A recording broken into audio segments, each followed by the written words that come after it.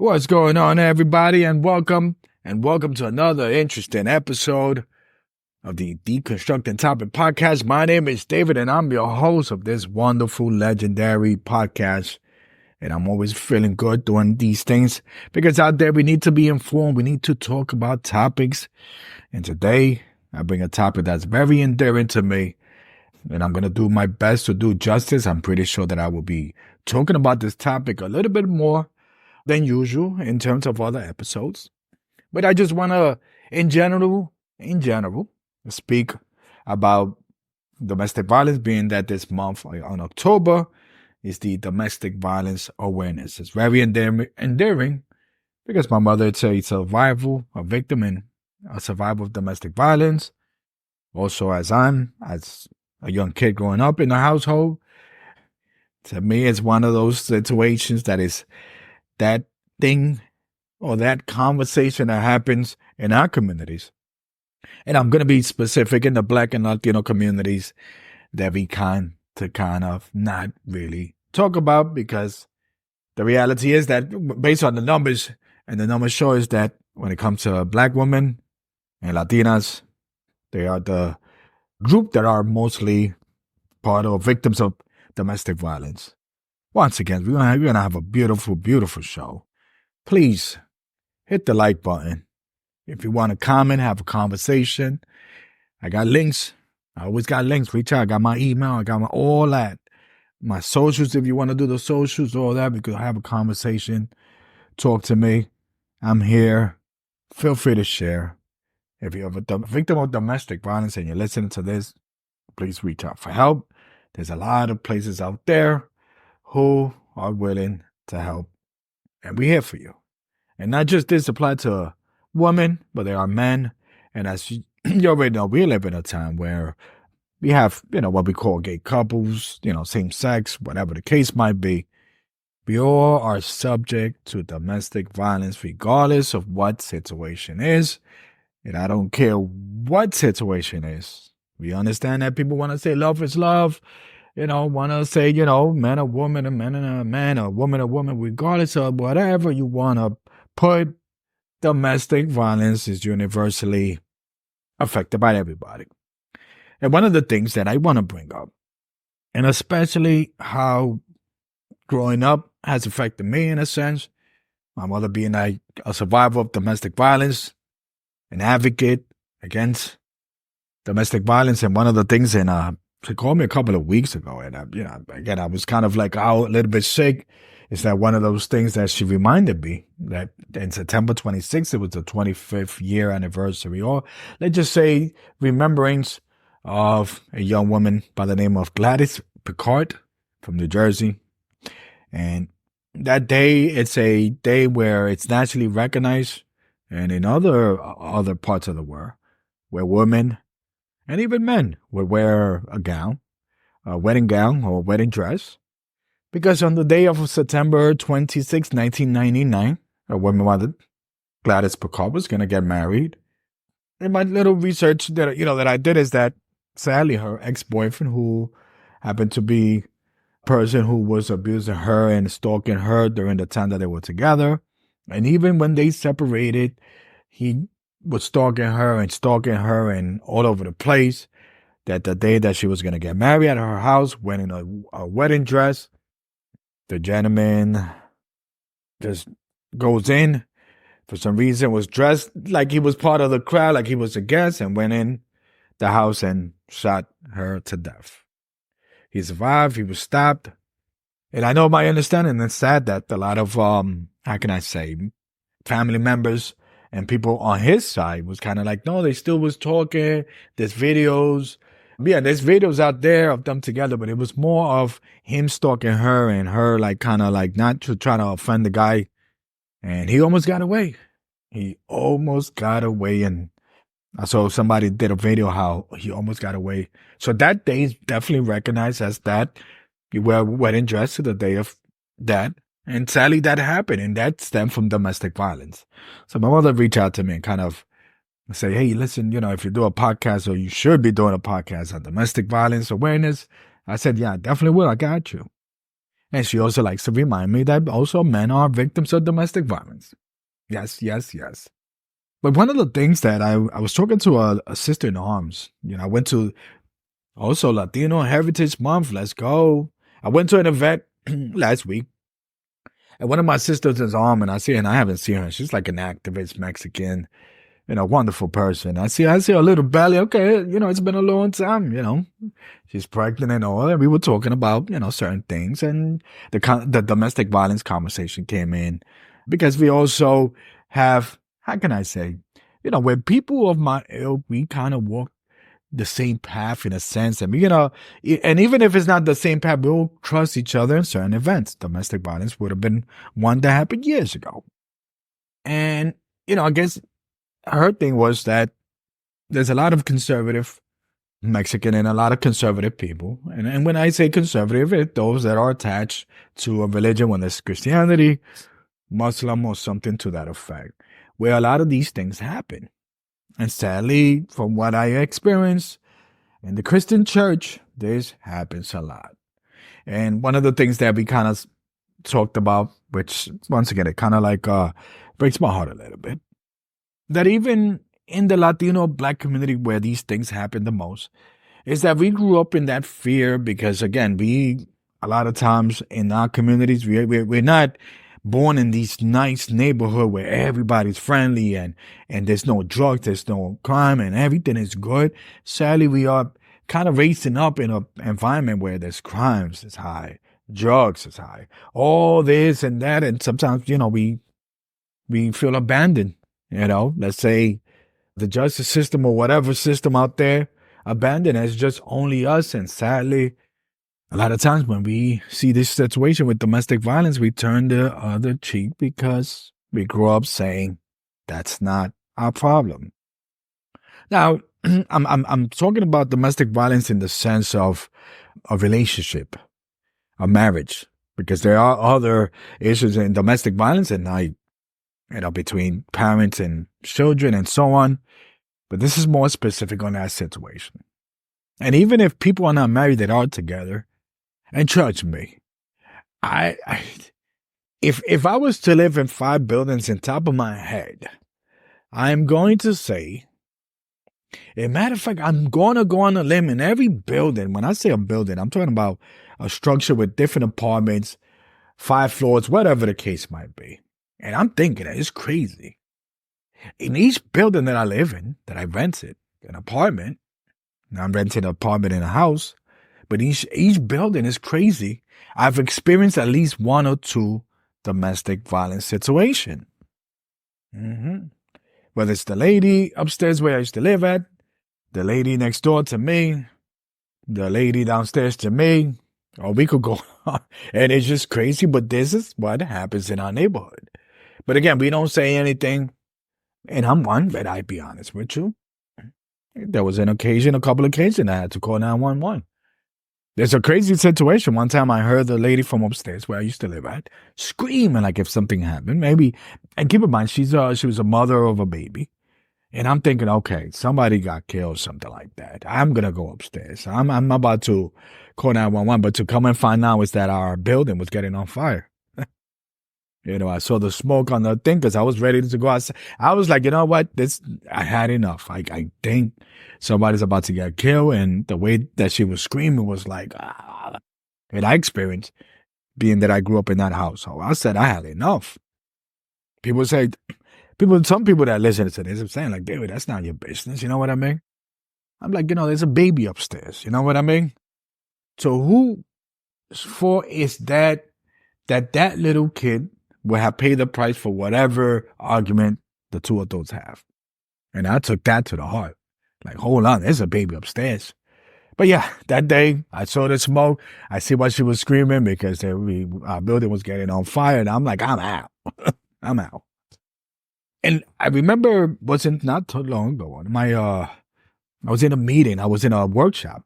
We were talking about privilege and, inclusion and diversity and all that good stuff. And the conversation came about, the police shooting unarmed Black men, teenagers. And the conversation came up and I said, well, We were talking about how, race. We were talking about racism. The workshop in itself was talking in that scope of racism, the justice system against black young men, black young teenagers, whatever the case might be. And I said, hold on. I get what you're saying, but you know what's crazy? If my understanding is that 40% of black women who are in a relationship are victims of domestic violence. And I say the 40% because it could go down, it could go up depending on the area. And if you're living in some place that's the hood, the ghetto, whatever the case might be, those numbers tend to go up. And I was when I was doing my little research on the website in regards to domestic violence, 90% of the women that are killed by men are men. Black women that are killed is by men who they know. Most likely, their domestic partner. It's a little bit less in the Latin community, because in the Latin community, in my understanding, is that they tend to kind of decide in a way to get married. Now, I'm not saying that it would have been a difference, but what I'm saying is that sometimes in the Latino community, there's a lot of communities that are thinking like family, building a family, and that's the way to build kind of like wealth and so on and so forth. It's a little different dynamic, you know what I mean? But stuff does happen, and that's why, again, black women, Latino. And one of the things that I mentioned was that when a cop shoots a young black unarmed teen or Latino, but I'm talking about black, the sexy thing, the thing that makes money, the thing that makes headline, the thing that gets political, it's once again a white cop shoots a black unarmed teen, racism and so on. And I said, we could understand that plight. Have we not know why is that teen was outside? Can we find out what happened in the household? And I make this comment, and they were looking at me like, a lot of them knew, I know my thing. And a lot of a lot of the people there, especially the black people, they were shaking their head like I was right. But again, that's not the sexy thing. And I say, look, listen, if a young black kid is in this house where domestic violence is happening, he's going to be all jittery, watching his mother get beat up by his father or a boyfriend or whatever the case might be. I'm 15 years old. I'm nervous as hell. For some reason, I managed to sneak out the house, nervous, walking all by myself at 11, 12 o'clock in the night. I just finished seeing my mother just get beat up by my father. And me personally, I've seen that.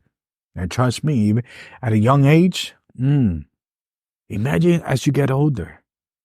Because now if you're a teenager, you're in that adulthood, you're a young adult, you're saying to yourself, okay, there's been situations where men, young boys, have killed their father, hurt, wounded just to protect their mother as you get older.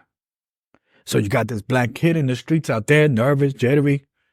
A cop stops. Hey, young man, put your hands up. The logic in his mind, he just saw his mother get beat up.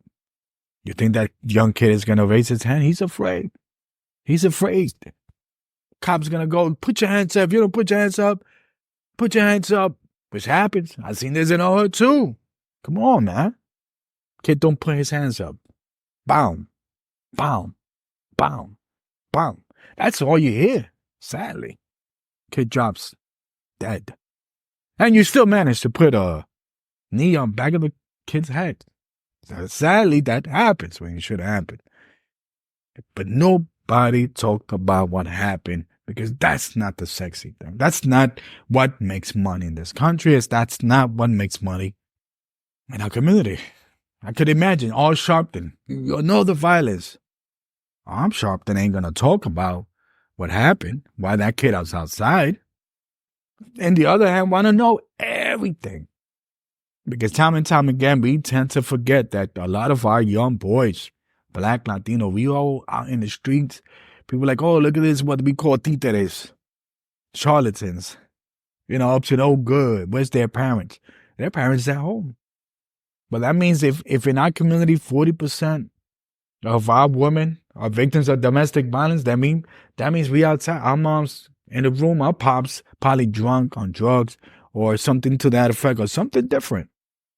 Maybe the dude is high on the Holy Spirit or something, thinking that, and I wouldn't want the Christian brothers out there. Don't do that.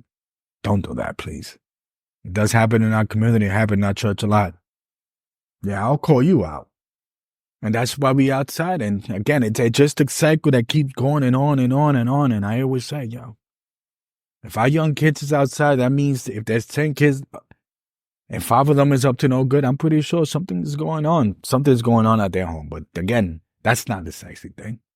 That they'll do the drugs, they'll do the whatever it is, they'll do up to no good, they get arrested. Hey, the system ain't gonna be like, oh, so what happened to you at home? Nah, just another kid locked up to no good.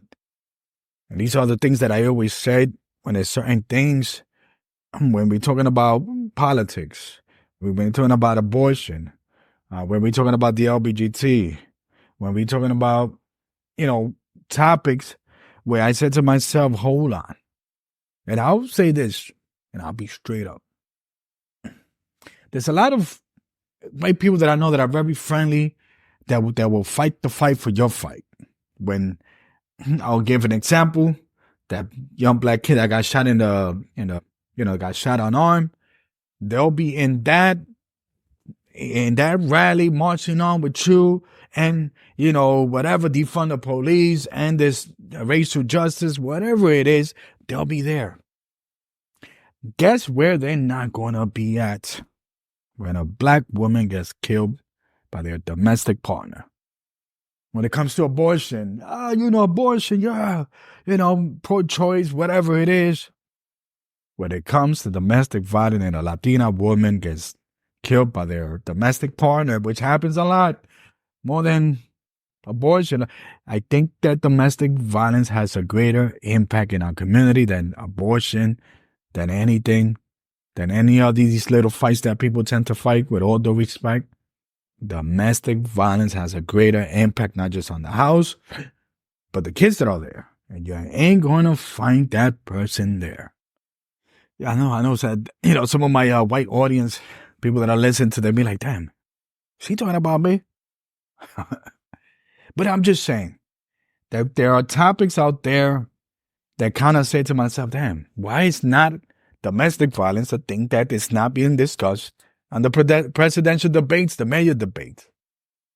And I'll tell you why. Because you most likely know 1 or 2 people who are the one who's abusing somebody in the household. And you ain't going to say anything, because it could be your brother, your uncle, your father, your sister, your cousin. It could be your wife, your husband. Think about that. And I want to be more specific with these 2 communities, because I think that a lot of times as communities in the Black and the Latino community, when it comes to politics, when it comes to presidential, right now, next, in less than 3 weeks, presidential elections, we show some energy for somebody or against somebody. But we don't necessarily show energy for the issues that address our communities, and domestic violence is one. It will continue to happen until once and for all we find something. Now, some say that, listen, it's many in a man's nature to sometimes act a certain way towards a woman because they supposedly patriarch and the dominant in the household. Some people point out that's always been history. And I always said, sometimes history do not need to repeat itself. Sadly, it does, but it doesn't have to repeat itself. And once again, if you're a victim of domestic violence, there's a lot of places out there that you could reach. Very endeavoring to me, I could go on and on and on and on and on and on and on. And we've seen the situation with Sean Puffy Combs. There's a lot of situation there. And I'm saying specifically where he assaulted his girlfriend, wife, the mother of his kids, of some of his kids. She spoke up. Cassie spoke up. There's not a lot of women that do that. Who did she tell about what was going on? We don't know. Do people knew about what this individual was doing to that lady and did not say anything? Yes, I'm pretty sure there was. So please, the mindset of snitches get stitches, whatever the case might be, you got to keep in mind that a lot of times in these households, there's kids. For the sake of those kids, find somewhere to say enough is enough. Somewhere. Whether you know somebody, family member, friend, church, whatever, the pastor, the priest, all that. Find a way in yourself to say enough is enough. And I know I've had friends. I'm not gonna say friends because I don't associate myself with people like that. But I knew of people who have altercations with their partner. And I remember I knew, somebody that kind of stopped talking to them as much as they were somebody close to me. I think it took a while. I'm like, nah. And then one day we sat down and we spoke, and I heard both versions of the stories. They both people, the man and the woman, they took accountability for what happened, which, that's the other side of things. In regards to that a lot of times there are women who say, my fault, I snapped. But again, there's a lot of times that we are on 50-50 in terms of men and women. We don't know into what side of the justice system will be. Whether it's on him and he's abusing you and they won't care for you, or it's him who never hit you, but you snap, you say, yo, your mom is a B and F and whatever, and the dude snap, plop, slapped you. Hate to say those words. You call the cops, the dude is arrested, doing 5 years, and you just saying, oh, I'm sorry, I didn't mean to. Again, we don't know to where the side of justice would be, but all I'm saying is get your stuff together, people out there. Get your stuff together. Let's make it happen for the sake of our beautiful kids, for the sake of our future in the Black, in the Latino community. Let's get together and make things right. All right? Much love out there. Hope that you enjoy this Deconstructing Topic podcast. Let's go. It's your host. Feel free to share. It hits the hearts. It hits the hearts. Let's do it. Let's make it happen. Much love. I'm out of here. Peace.